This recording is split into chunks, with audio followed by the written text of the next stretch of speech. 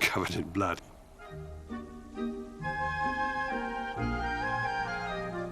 Lucia, since it opened in 1839, has always been a great vehicle for a star soprano. It has a very clear development. It has this famous mad scene filled with dramatic and musical potential. And it's just an enormous canvas in which a great soprano can paint, can impose her own identity.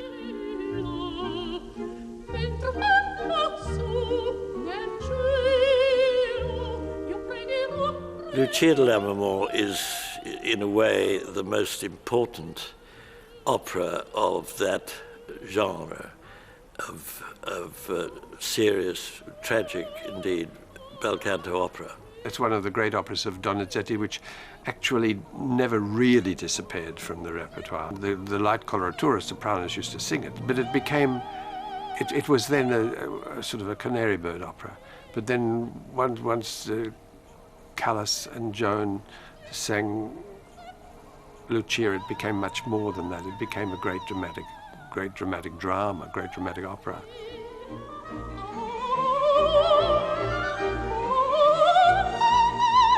The opera is based on Walter Scott's Bride of Lammermoor. Donizetti took this and turned it into a masterpiece of music. Highly overwrought young woman, teenager in a man's world, who does a lot of daydreaming and falls in love with the family's enemy. And it's a secret affair. Enrico, the baritone, her brother, basically says, you're going to marry this guy, not the person you love, because he has money and we're broke and we've got to save our family name.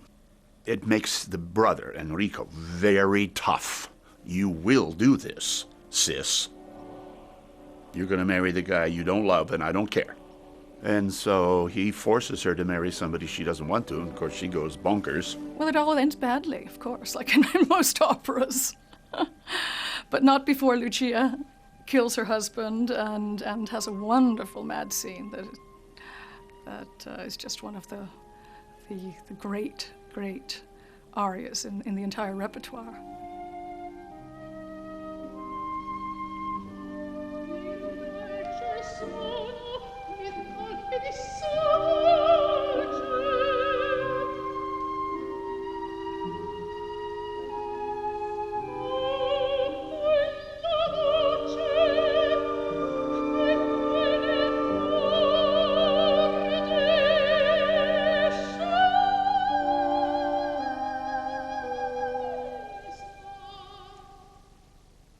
One of the biggest challenges of the mad scene is to arrive at that point in the opera and be vocally fresh as a daisy, because you've done a lot of singing.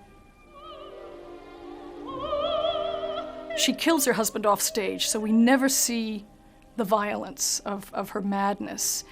It's sweet and vulnerable and incredibly touching, her madness.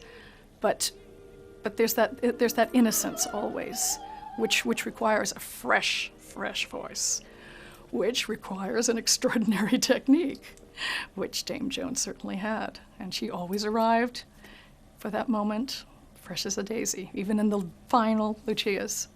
It's a very demanding role, and it depends what sort of a voice sings it. I mean, Lucia sung by a light soprano is much easier to sing. Sung by a heavy soprano, who's capable of singing dramatic repertoire, it becomes very difficult, because then you have to go up into the stratosphere, and it's a lot of weight to support, and to keep the tone always beautiful is very difficult.